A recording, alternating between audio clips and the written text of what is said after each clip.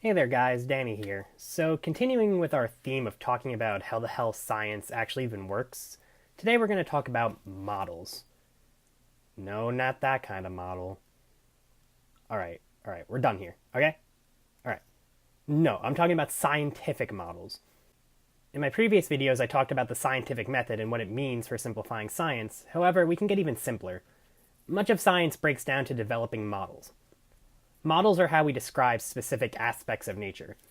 A particularly famous example would be the model of our solar system and how it all operates, the planets spinning around the sun and what that all means. Now, in order to better explain this, I'm going to use an example I was introduced to recently in a class. So in this class, we were given a box. No one was allowed to look inside the box. The box had 5 wires transecting it. Each of these wires was colored. There was an orange wire, a green wire, and a blue wire going from one long side to the other long side. And there was a black wire and a white wire going from one short side to the other short side. We were then told that a number of washers were inside the box, and they were arranged within the wires. So here we had a mystery on our hands, and a question.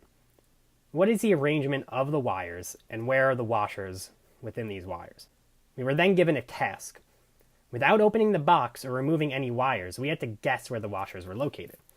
This guess, our hypothesis, was based on our observations and inferences. We flipped the box around, listened for where the washers hit the box, watched which wires moved without touching them so that we could tell which wires had more weight on them, and so on. Once we had agreed upon our hypothesis, it was time to begin our experiments. These consisted of removing wires in order to determine where the washers fell. But first we had to decide on which wires to pull based on our hypothesis and predicted outcomes relating to these hypotheses. The results of this experiment should help us develop a model regarding the location of the washers in the box. Now this is where I think the real elegance of this model breaks down, but also where it kind of gets a little funky. My group's experiments didn't really give us clear answers. We had a few possible hypotheses and were hoping our experiments would give us answers, but really, it only maybe disproved one. And some people in my group asked the professor where the washers were, and she had no freaking idea. So really, any model could be correct, and all that we had to go off of was our own evidence. This is beautiful. This is science.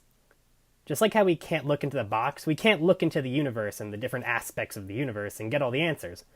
All we can really do is make observations and predictions and perform experiments to gain evidence to answer them to the best of our abilities, but we never really know. Models can change over time. For example, during the activity, we were frequently presented with new info that changed our models and altered the evidence, just like in science. It also shows the fact that models can face scrutiny and consternation by people who interpret the evidence differently. I personally believed in the model that had 2 washers on either side of the orange wire, separated by the black and the white. Some believe that there is one on blue and one on orange, and some were not pleased by the lack of answers that were given. One person even walked out of the class halfway through. I personally think that this may not be unjustifiable. We're taught growing up often that science has all the answers, when really it's just a bunch of educated guesses. However, to an extent, scientists find this uncertainty beautiful. However, I don't think we're taught this kind of thinking early enough. I think many students in the class got what this activity was trying to teach, but others didn't until the end, and this is really just from a lack of training in thinking this way.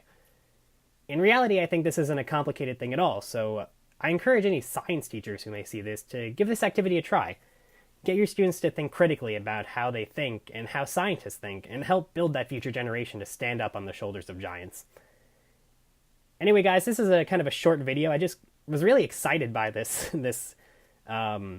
method for showing this idea. I thought it was really, really useful and really simple and really elegant, and I hope that you guys will too. So thank you for watching.